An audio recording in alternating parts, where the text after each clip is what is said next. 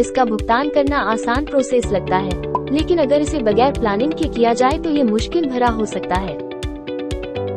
कई बार आप लोन या EMI का पेमेंट समय से नहीं कर पाते हैं, जिसके चलते लेंडर आपको डिफॉल्टर का लेबल दे देता है, जबकि कुछ लेंडर पेमेंट के लिए एक्स्ट्रा समय भी देते हैं।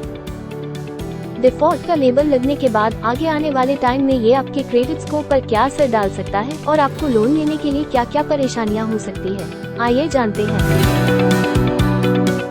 कौन होता है लोन डिफॉल्टर?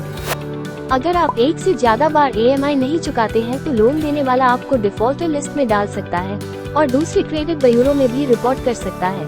कुछ लेंडर पेमेंट के लिए एक्स्ट्रा समय भी देते हैं, हालांकि वे आपसे लेट फीस भी वसूलते हैं। इससे आपको अपना क्रेडिट स्टेटस सुधारने का एक मौका मिलता है। क्रेडिट स्कोर खराब होगा। सभी बैंक और NBFC टाइम पर EMI पेमेंट न होने पर उसकी रिपोर्ट सिबिल या अन्य क्रेडिट ब्यूरो को दे देती है। इससे आपको सिबिल स्कोर खराब होती है, जो आपके फ्यूचर में लोन लेने के लिए मुश्किल भरा हो सकता है।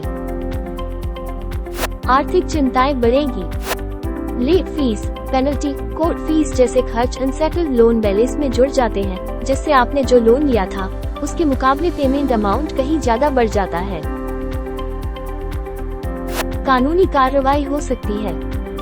अगर लेंडर आपसे लोन को पेमेंट लेने में नाकाम हो जाता है तो वो वसूली करने के लिए कानूनी कार्रवाई भी कर सकता है, जिससे आपके समय के साथ साथ पैसा भी बर्बाद होगा। डिफॉल्ट के बाद कैसे ले सकते हैं लोन? गारंटर के साथ अप्लाई। अगर आपका खराब क्रेडिट स्कोर है और आपको लोन नहीं मिल रहा है तो आप किसी ऐसे गारंटर के साथ अप्लाई कर सकते हैं जिसका क्रेडिट स्कोर अच्छा हो।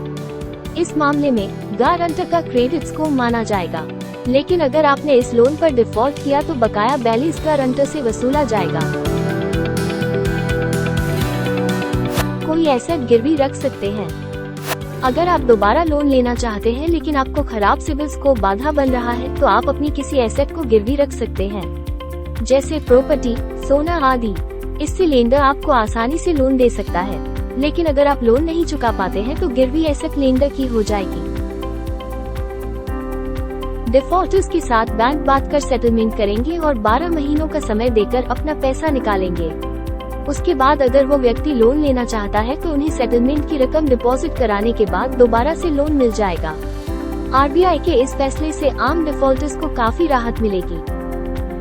हमारे YouTube चैनल ट्रंक इन्वेस्टर से जुड़ने के लिए धन्यवाद। ऐसी रोचक जानकारी के लिए सब्सक्राइब करें और लाइक करें।